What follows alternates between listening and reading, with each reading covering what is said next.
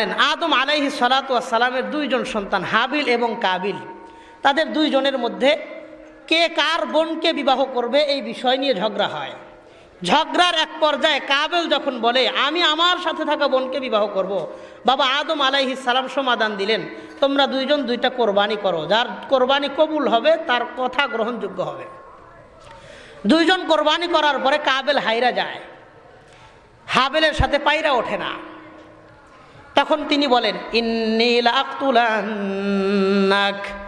কাবিল হাবিলকে ডাক দিয়ে বলে ইন্নী লাআকতুলান্নাক, আমি তোমাকে হত্যা করব। হত্যার হুমকি যখন কাবিল হাবিলকে দিয়েছে, এবার হাবিল ডাক দিয়ে বলে লা ইম বাসাত্তা ইলাইয়া ইয়াদাকা লিতাকতুলানি মা আনা বিবাসিতি ইয়াদিয়া ইলাইকা লিয়াকতুলাক। তুমি যদি তোমার হাত আমার দিকে সম্প্রসারিত করো আমাকে হত্যা করার জন্য, তুমি যদি আমাকে হত্যাও করতে চাও, মা আনা বিবাসিতি ইয়াদিয়া ইলাইকা লিয়াকতুলাক, আমি আমার হাত দ্বারা তোমাকে হত্যা করব না। তুমি যদি আমাকে মারতেও আসো তারপরেও আমি তোমাকে মারব না। কারণ কি? ইন্নী আখাফুল্লাহ রাব্বাল আলামিন, কারণ আমার অন্তরে আল্লাহর ভয় আছে, আমি আল্লাহকে ভয় করি। তুমি যদি আমাকে হত্যাও করতে আসো আমার শক্তি সামর্থ্য থাকলেও তোমাকে হত্যা করব না। কারণ দুনিয়ার এই হত্যা কেউ দেখুক না দেখুক, এটা অন্যায়, কেউ বুঝুক না বুঝুক, এই অন্যায় সম্পর্কে দেখবেন কে? তিনি বললেন ইন্নী আখাফুল্লাহ রাব্বাল আলামিন।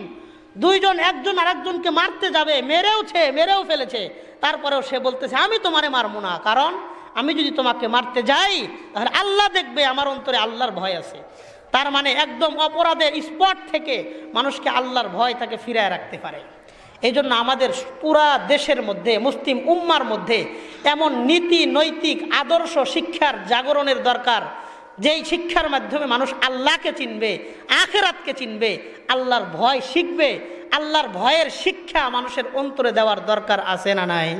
আজ থেকে 20 বছর আগে বাংলাদেশে পুলিশের সংখ্যা যেমন ছিল, পুলিশ ডিপার্টমেন্টের সংখ্যা, পুলিশদের সংখ্যা যেমন ছিল 20 বছর আগে, 20 বছরের তুলনায় বর্তমানে সংখ্যাটা কমছে না বাড়ছে?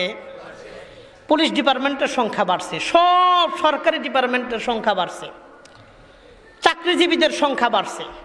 বলেন 20 বছর আগে আমাদের দেশে যেই পরিমাণ অন্যায় অপরাধ, ধর্ষণ, খুন, দুর্নীতি ছিল, ওই তুলনায় বর্তমানের অপরাধ, অন্যায়, দুর্নীতি, ঘুষ, খুন, মারামারি, কাটাকাটি, হানাহানি, রাহাজানি ইত্যাদিগুলো কমছে না বাড়ছে?